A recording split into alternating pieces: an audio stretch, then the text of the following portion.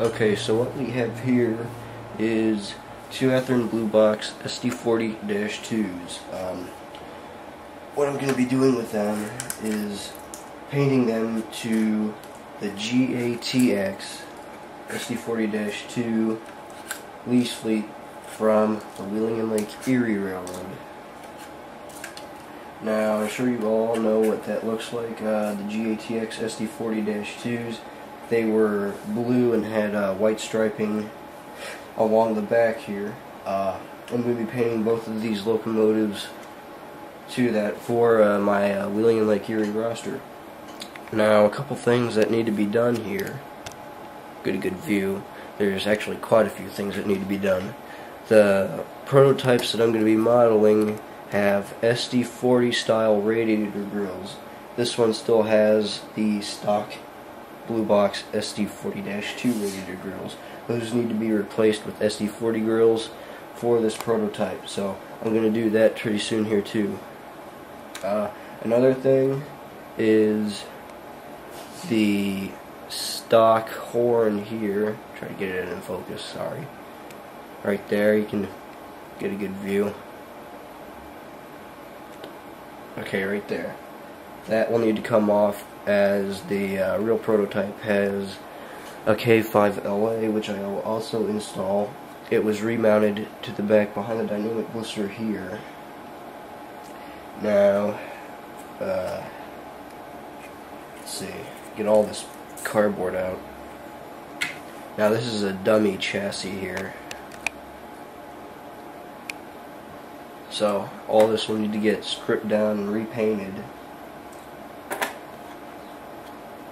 That's the first SD40-2. I have two of them. Next one here is a Sioux-Line SD40-2, number 6623.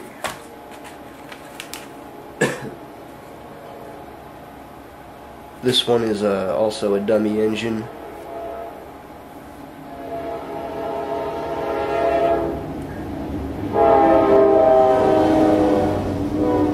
Get a good view here.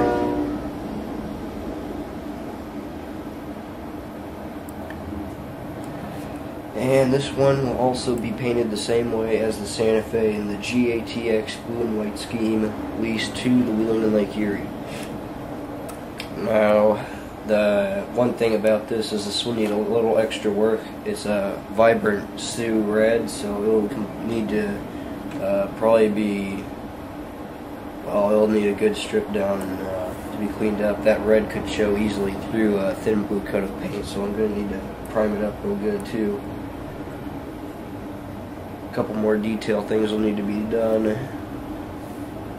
If you can see the stock fans,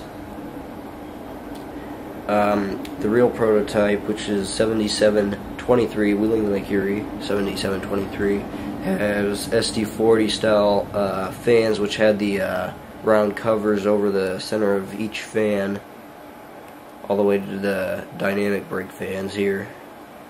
I'm actually going to do this and put that cover on with styrene, and I'll show you here in a little bit what I'm going to do with this. Also, it has the stock SD40-2 radiator grills, so I'm going to need to cut those off and replace them with SD40 radiator grills. Alright, now for detail parts, I'm going to be using, for both the sets of SD40-2 radiator grills, I'll be using the Canon & Co. radiator grills and shutters, the SD40 style. Be using these to fill those in. And for the K5LA horns, I'll be using Miniatures by Eric detail parts. Two different K5 actually. This one is a 5 chime, 3 bells are reversed, 2 are forward. And then the other one for the Sioux-Line will be a straightforward EC rail style K5LA with all 5 chimes facing forward. So we got a lot of work to do here, so I'll go through step by step and show you what I do here when I'm working on them. So let's get started. Okay, first things first, I'm going to make the SD40 style radiator covers for the fans to keep debris out. I'm going to go ahead and make those for both units out of styrene. That should take a couple minutes. I'm going to be using some styrene sheet here for this. So I'll be back in a couple of minutes and I'll show you how this works.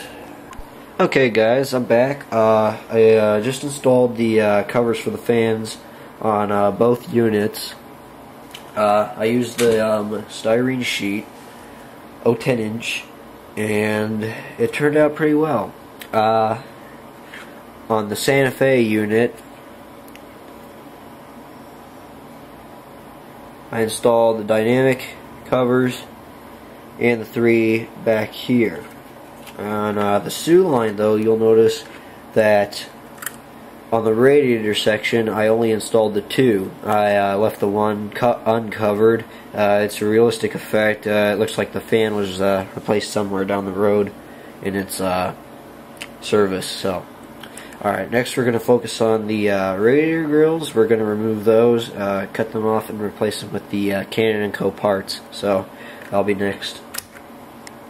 Okay, so we're now ready to remove the SD40-2 radiator grills. I'll be using the Dremel here, and we'll go ahead and get started with cutting these off.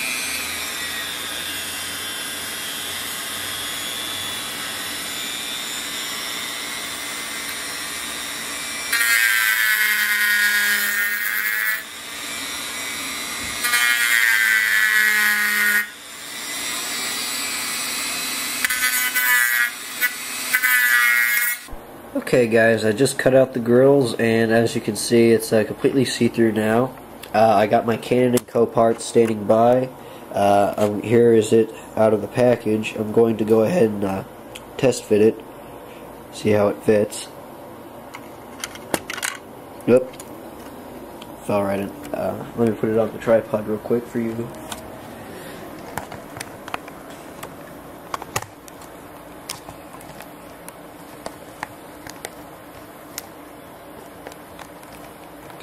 Zoom in. Alright, let's try it now.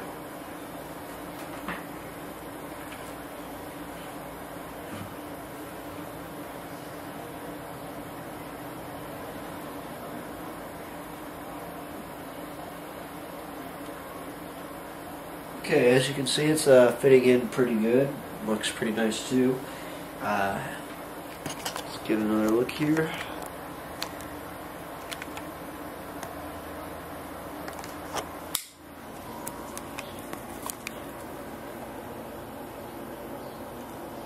Alright, there you can kind of get a better view now. Fit pretty nice. You can see the locomotive got a little beat up and shredded around there. In the process, it's really no problem. We'll fill it all in with putty anyways here in a little bit after we get these fully installed. So, okay, so I just installed the radiator grills. They look really good, and as you can see, there's a lot of overcuts or grind marks in the plastic, and I'll fill that in with some putty later after I get this one done on this side.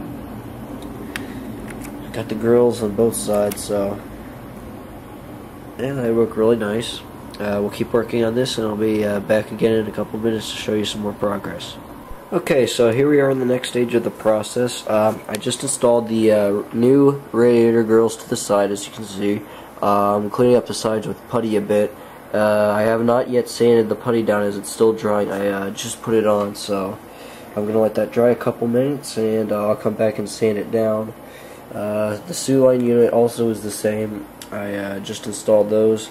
As you can see there, I'm going to have to do some special filling in there with some styrene because I overcut it with the Dremel, so I'll need to fill it in with some styrene and then finish it off with some putty. So that'll be a little special thing which I'll do here in a couple minutes as well.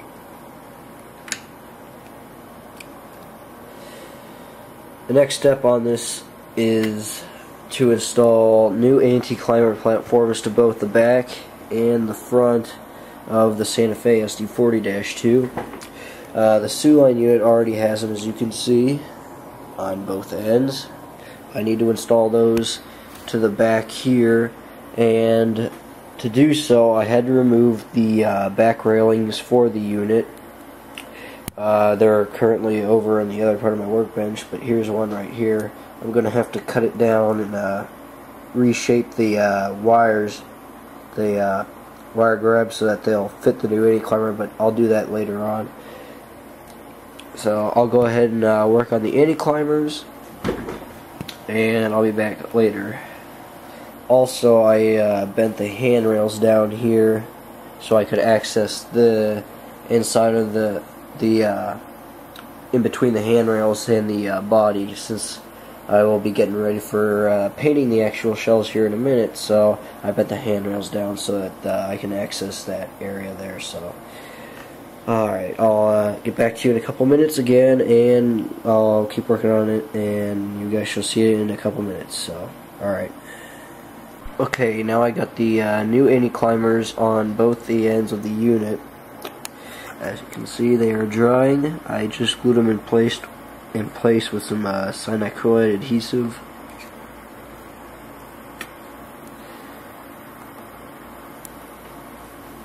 Along with the anti-climbers, this particular unit also has drop step plates on each end as well, which I'll also add, but that'll be more in the detailing and finishing process of the locomotive, so that'll be down the road.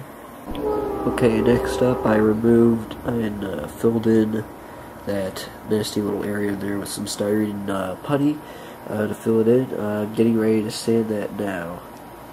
Another thing I just did, I added the K5LAs to both units, as I'm going to need those installed now. That way they can be primed and painted along with the unit itself. So I got the K5LA, the BC rail style K5LA on Santa Fe unit installed right now.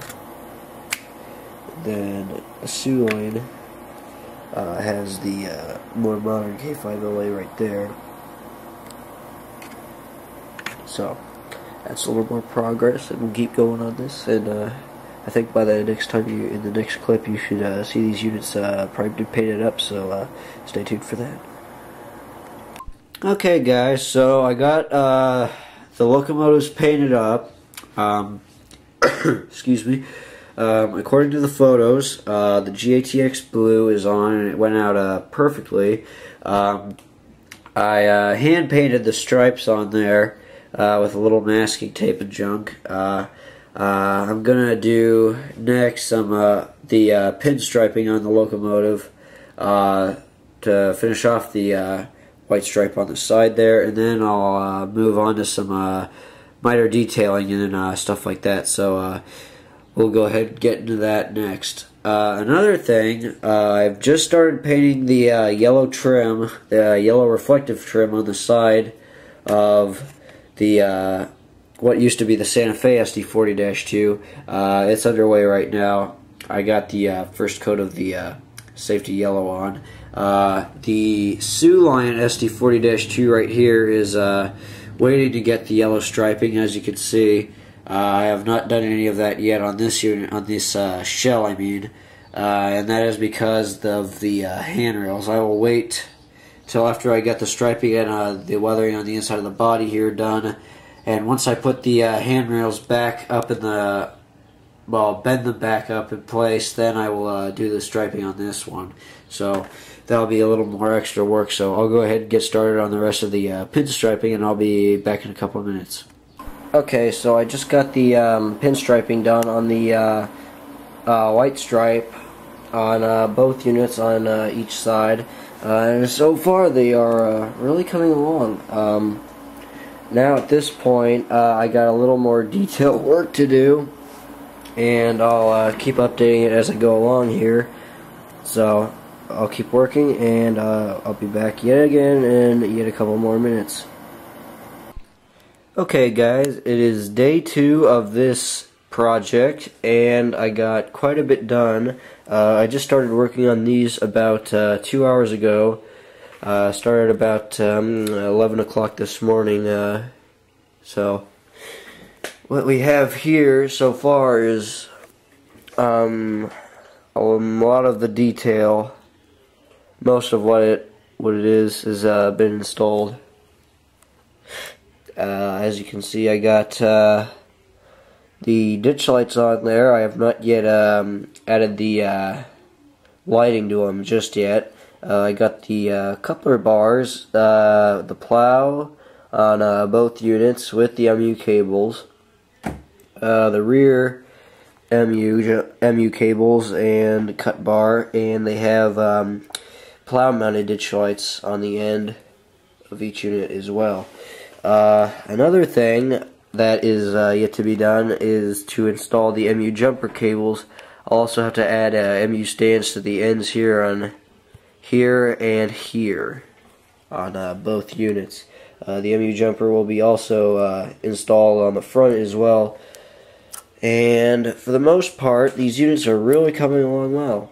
There's the front of this one right here. I plated the number boards with some styrene for a realistic effect. Another couple of things that you might also notice on both units, there is a mismatch of blue. I know it's really hard to see, but this is actually where all the GATX markings were patched out with some paint. It didn't match the original blue, but it's really hard to tell, but you can kind of see it's there. It's on the nose, and it's on both units. There's you can kind of see with the shading, you can kind of see the patches there. And they are really coming along well. A couple more things I have to do. I plan on installing some radio equipment on the cab roofs of both units, and I have to do some grab iron work on the units here and there. So lots more to do still, and I'll keep updating this as I go along and show you a couple more things as we keep going here.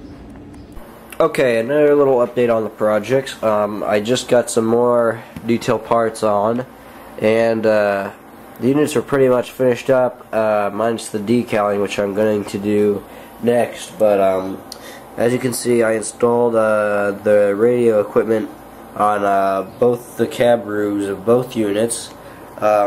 This one only has the firecracker radio antenna. This has both a Sinclair and a firecracker radio antenna, both. I've installed a few grab irons here and there on the units just to add some more detail. I finished some of the MU detail. There's the MU jumper and the little covers there. I added the lights to the unit as well, both the ditch lights and the nose lights.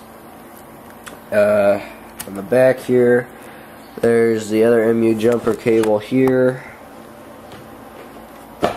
The ditch lights back here have also been jammed in along with these right there.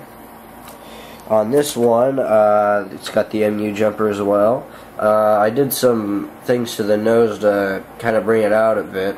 I have not yet installed the lights to the light plate here yet, but I'll get to that in a couple seconds here. So another thing, I got the MU jumper there, and the back's pretty well weathered up. The whole entire unit's pretty much completely weathered up.